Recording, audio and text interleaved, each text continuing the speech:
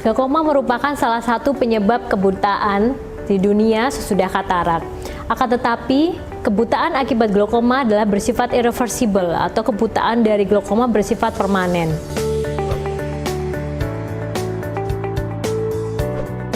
Glaukoma itu sendiri adalah penyakit dari saraf mata atau optic disc dengan disertai adanya biasanya tekanan bola mata yang tinggi dan kerusakan lapang pandang. Penderita glaukoma umumnya tidak menyadari bahwa dirinya menderita glaukoma sehingga sampai terjadinya kerusakan lapang pandang yang sudah advance ataupun sudah lanjut. Berdasarkan mekanismenya, kita dapat membagi glaukoma menjadi sudut tertutup dan sudut terbuka. Apa bedanya?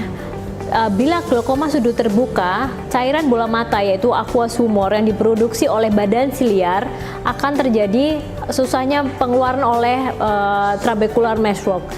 Nah, dan itu akan menyebabkan tekanan bola mata yang semakin meningkat.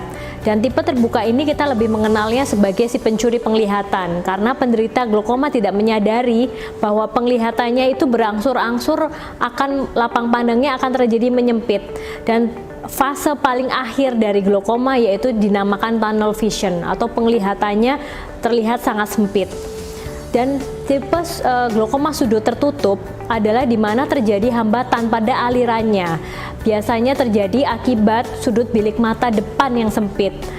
Nah, pada tipe yang tertutup ini berbeda dengan tipe terbuka. Tipe tertutup ini biasanya penderita akan lebih merasakan keluhan, misalnya nyeri pada bola matanya, kemudian ada merah, sakit kepala, hingga jika terjadi serangan akut glaukoma dapat menyebabkan mual hingga muntah. Dan pada tipe tertutup ini biasanya penderita lebih mencari pertolongan untuk keluhan tersebut dibandingkan pada tipe glaukoma yang terjadi pada sudut terbuka. Karena efek kebutaan yang diakibatkan oleh glaukoma adalah bersifat irreversible atau dia bersifat permanen. Dan terkadang pada beberapa tipe dari glaukoma dia tidak memberikan keluhan apapun atau glaukoma dikenal sebagai pencuri penglihatan, maka screening atau deteksi dini dari glaukoma menjadikan kunci penting untuk pencegahan penyakit glaukoma.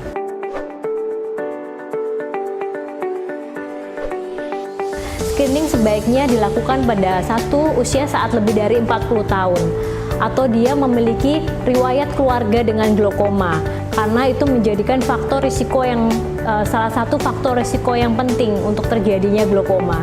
Kemudian jika memiliki penyakit-penyakit penyerta, misalnya diabetes mellitus atau hipertensi atau memiliki miopia atau mata dengan minus yang lebih tinggi, diharapkan melakukan screening atau deteksi dini lebih awal. Sebetulnya bagaimana mekanisme dari terjadinya glaukoma?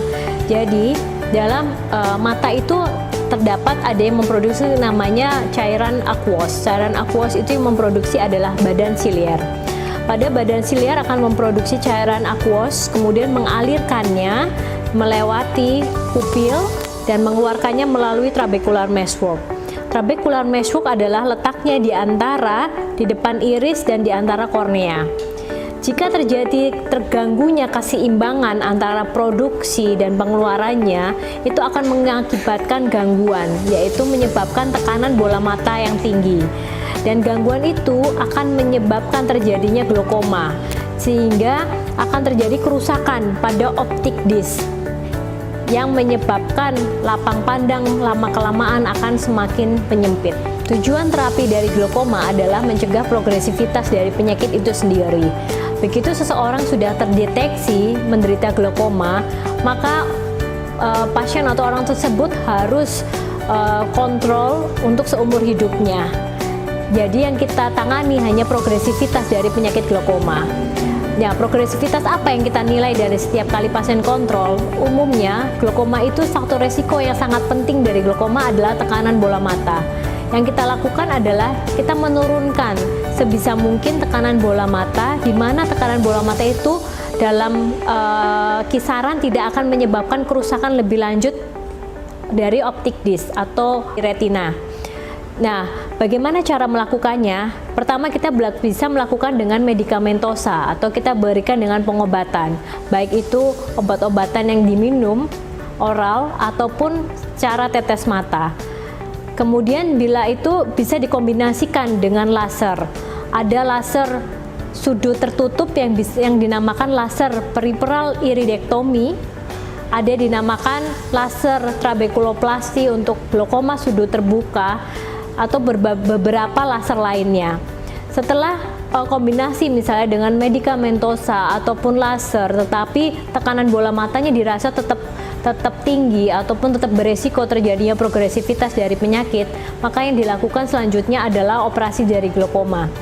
Jadi operasi dari glaukoma berbeda dengan katarak. Mungkin jika operasi katarak bisa dilakukan dalam waktu 1 kali, setelah itu pasien penglihatan bisa kembali normal, akan tetapi tidak dengan glaukoma. Tujuan dari operasi glaukoma adalah untuk mempertahankan sisa optik disc atau sisa retinal nerve fiber layer yang masih sehat, agar selama mungkin dipertahankan. Operasi glaukoma ada beberapa jenis. Nah, kita memasangkan implan ya, glaukoma device, ataupun namanya operasi trabekulektomi.